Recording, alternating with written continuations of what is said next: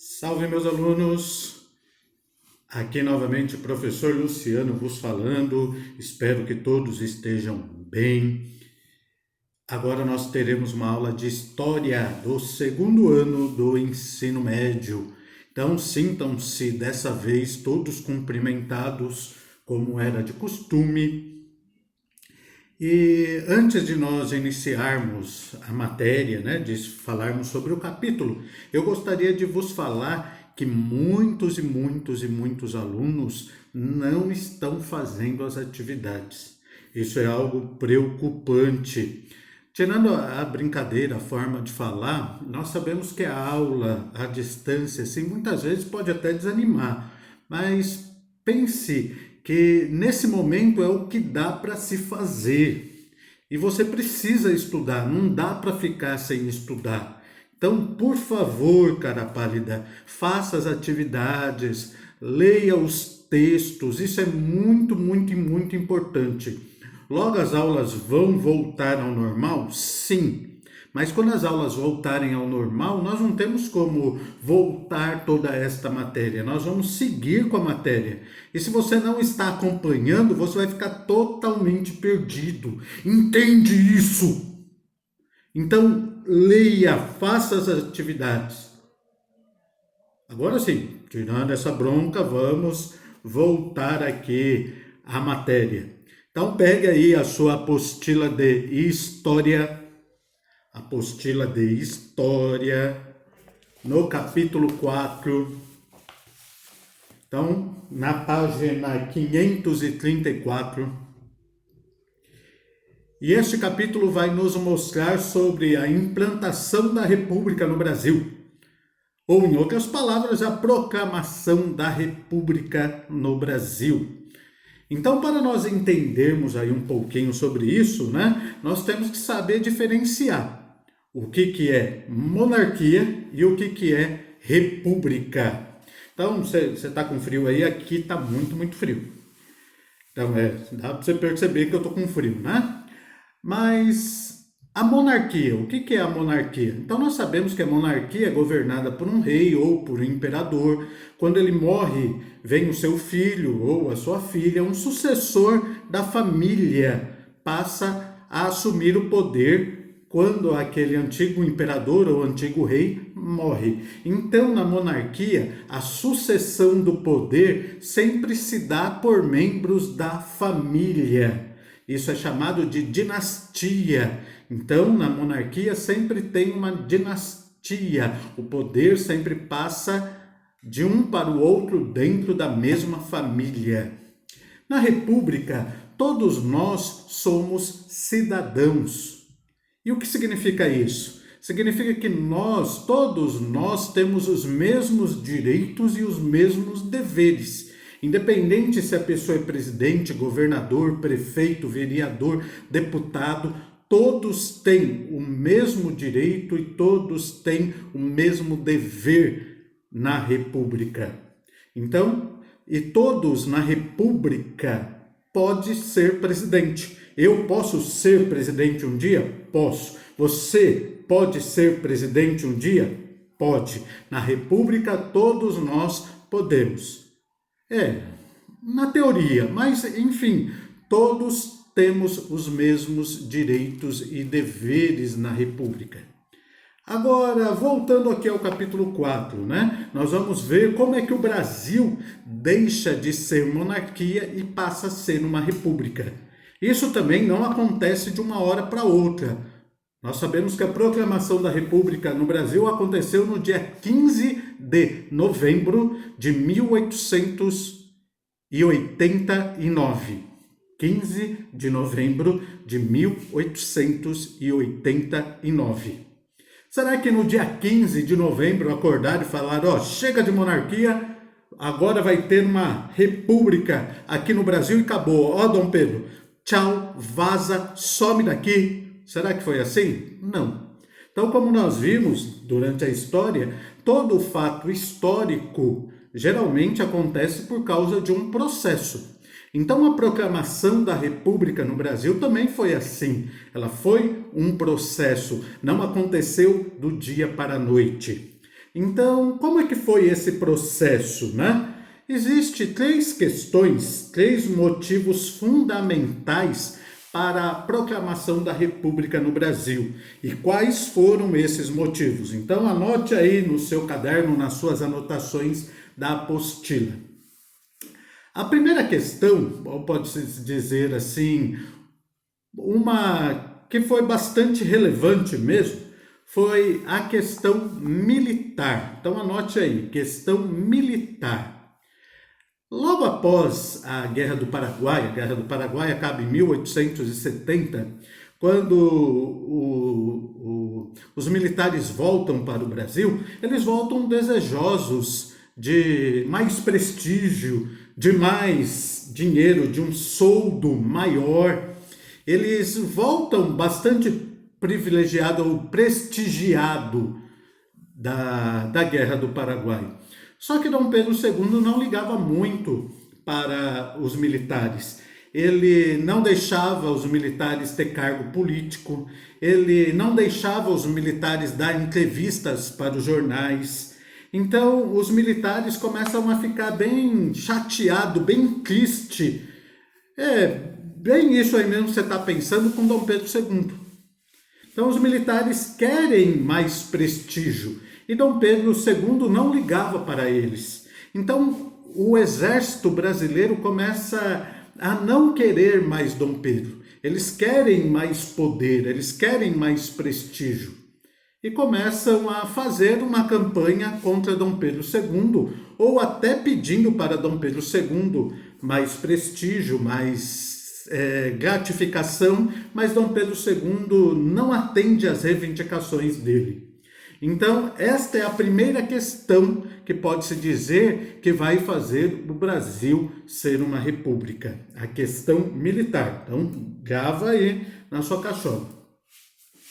A segunda questão é a questão religiosa. Como assim a questão religiosa? Então, nós sabemos que no Brasil, o catolicismo sempre teve um grande poder sobre as pessoas. E nós sabemos que Dom Pedro II, ele era maçom. E os católicos, naquele momento, não viam a maçonaria com bons olhos. Os padres não viam a maçonaria com bons olhos. E muitos padres começaram a proibir os católicos de serem maçons. Eles começaram a exigir de Dom Pedro II que Dom Pedro II acabasse com a maçonaria no Brasil. Mas, como eu disse, Dom Pedro II ele era maçom, ele não ia fazer isso. Ele era um grão-mestre da maçonaria.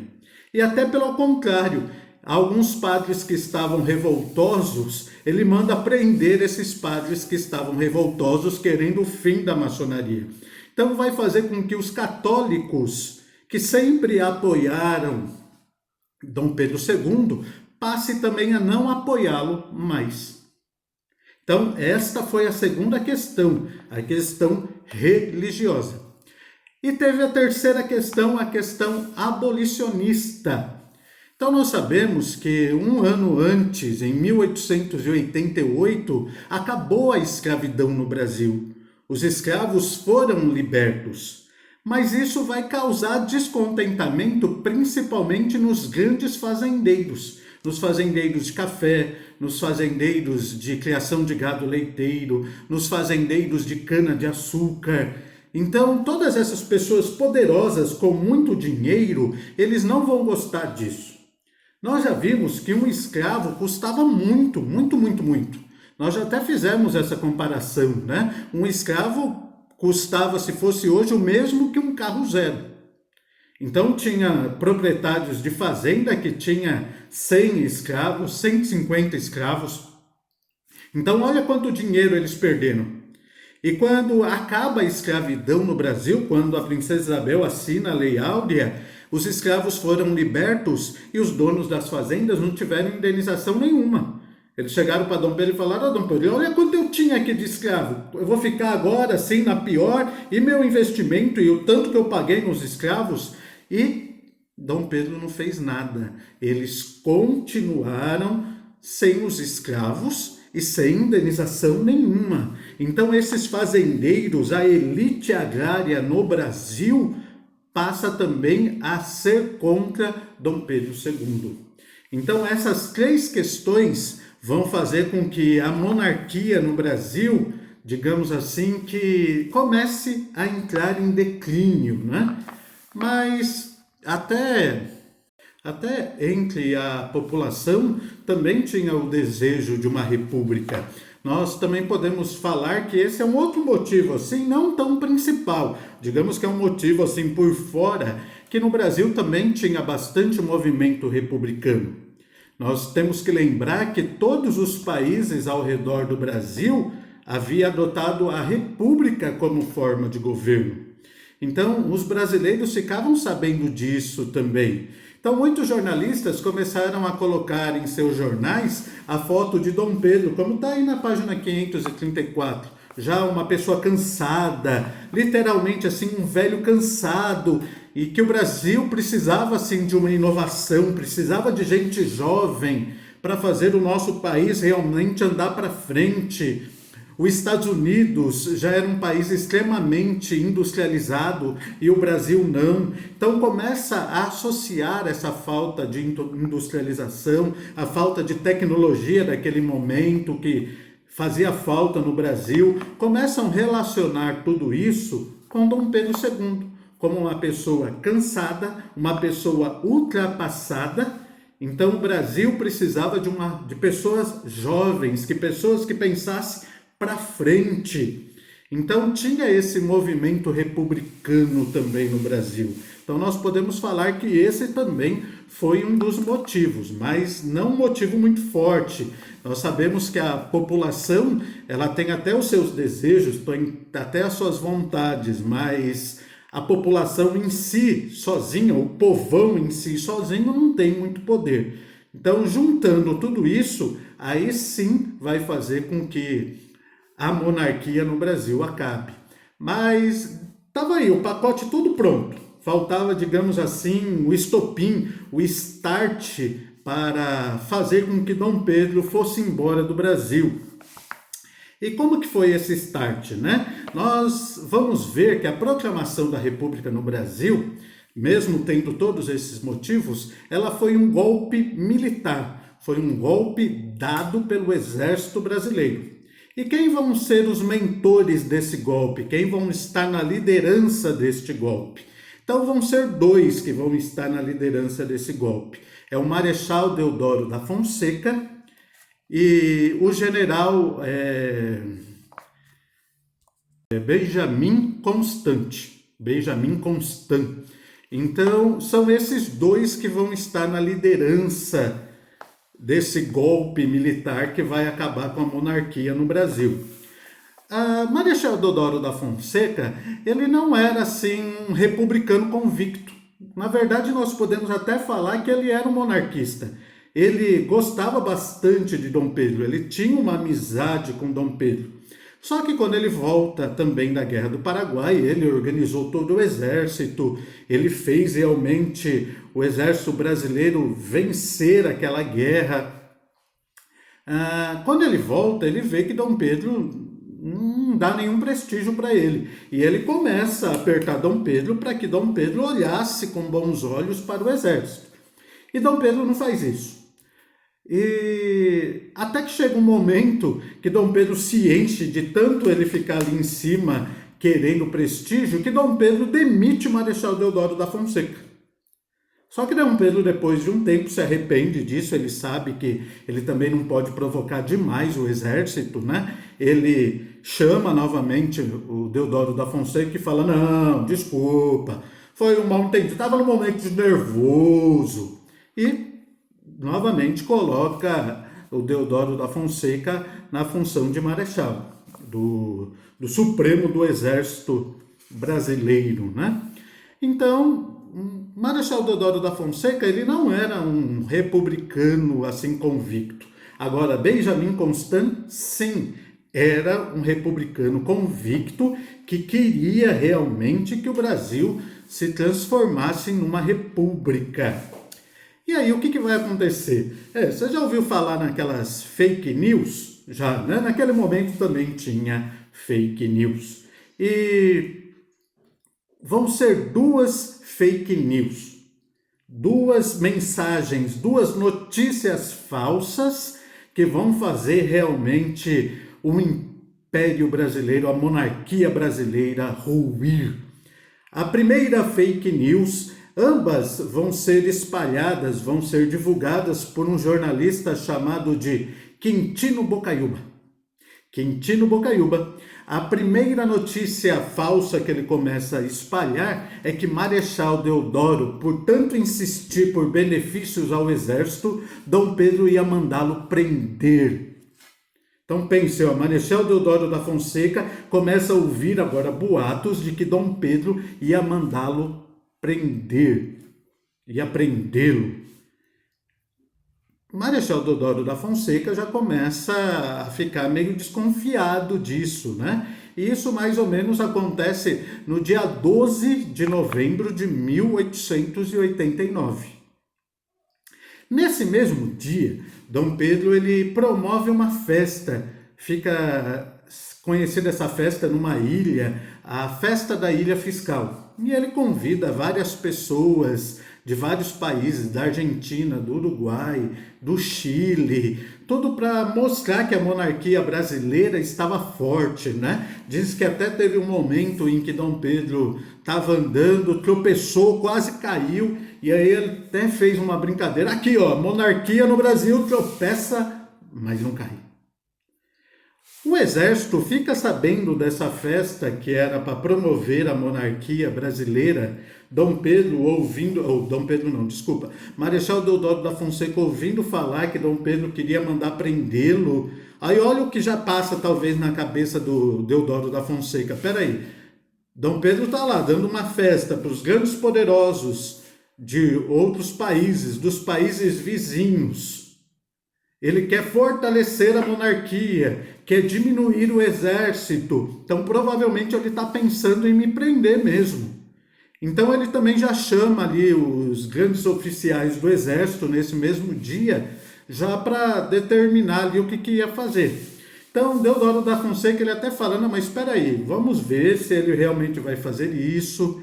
É melhor nós esperarmos, não vamos dar um passo muito à frente, pode ser complicado. Ele, naquele momento, ainda não está convicto de que realmente precisa proclamar a independência. Então, eles fazem essa reunião. O que fica acertado ali? Que se Dom Pedro II realmente tomasse uma atitude de prender Deodoro da Fonseca, aí sim eles investiriam contra Dom Pedro. Se não, eles também aguardariam. Foi o que ficou combinado ali naquela reunião. No dia 13, Deodoro da Fonseca tinha vários problemas de saúde. Ele fica muito doente, ele acaba ficando de cama, né? No dia 14 ele ainda está nessa situação e Benjamin Constant, o general, e o jornalista Quintino Bocaiúva, eles não aceitam essa questão de ter que esperar, eles querem tomar uma atitude naquele momento. Eles acham que aquele é o momento de proclamar a independência no Brasil. A independência não, a república no Brasil, desculpa. Então, vai ter uma outra fake news. Quintino Bocaiúva vai tratar de falar para Marechal Deodoro da Fonseca uma outra fake news. E que fake news era essa, né? Marechal Deodoro da Fonseca, ele, nessa reunião para derrubar a monarquia, ele mostra que ele não está satisfeito com o ministro do Exército. Quem era o ministro do Exército? Era o Visconde de Ouro Preto. Então, naquela reunião que eles tinham feito no dia 12, fica combinado, fica acertado também que Deodoro da Fonseca ia exigir que o Visconde de Ouro Preto fosse demitido do cargo de ministro do Exército. E realmente isso acontece, né? No dia 14, realmente, Dom Pedro II demite, a pedido de Marechal Deodoro da Fonseca, o Visconde de Ouro Preto. Mas o Quintino Bocaiúva, para provocar ainda, para dar uma alfinetada lá no Deodoro da Fonseca, o que ele faz? Ele vai lá na casa do Deodoro da Fonseca está lá na cama, passando mal. Ele chega e fala assim, ó, você viu quem é que Dom Pedro II vai colocar no lugar do Visconde de Ouro Preto como ministro do Exército? Aí Deodoro da Fonseca lá passando mal fala, não, eu não vi. Quem é que foi? Ah, ele vai colocar o Gaspar Silveira Martins. Esse Gaspar Silveira Martins era um desafeto muito grande de Marechal Deodoro da Fonseca. Marechal Deodoro da Fonseca não suportava ele. Aí ele ficou bravo demais com Dom Pedro II. Falou, ó, além de fazer isso, de espalhar que vai mandar me prender, além de não dar prestígio para o exército, além de não estar nem aí com a gente, ele ainda vai colocar essa pessoa como ministro do Exército? Não, isso eu não aceito. E aí, naquele momento, realmente ele decide fazer a proclamação da República no Brasil.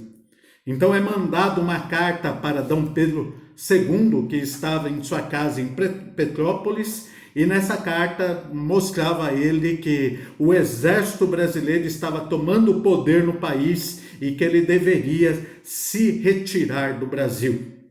Muitas pessoas ainda falaram para que Dom Pedro II não aceitasse aquilo, realmente lutasse para permanecer aqui no Brasil, só que Dom Pedro II também provavelmente já estava cansado, ele já estava realmente com a saúde debilitada, ele resolve não brigar, ele pega a sua família e todos voltam para Portugal e fica proclamada a República no Brasil. E onde é que foi proclamada a República no Brasil? Será que foi num local bastante esplendoroso, bastante bonito? Não, foi proclamada a República no Brasil na cama de Deodoro da Fonseca, com Deodoro da Fonseca passando muito, muito mal. E ele fala assim, mandem avisar ao povo que está proclamada a República no Brasil, que o exército agora sob o meu comando vai ser quem vai controlar esse país e terá uma nova, ou será instituída a República. Então foi assim, foi desta forma. Na outra aula nós continuaremos, nós vamos ver como que foi os primeiros governos republicanos no Brasil. Nós vamos ver como que foi a primeira Constituição republicana também brasileira. Então nós vamos ver tudo isso, mas na aula da semana que vem, para não ficar muito, muito cansativo. Então, muito obrigado pela sua atenção. Espero que você tenha entendido um pouco sobre os motivos da proclamação da República no Brasil. Então não esqueça disso, aqueles 3 motivos e aquele outro que foi um pouco por fora. Então guarde isso aí na sua cachola, isso está sempre presente nos vestibulares e no Enem. Muito obrigado pela sua paciência e pela sua atenção e piririm e pororom.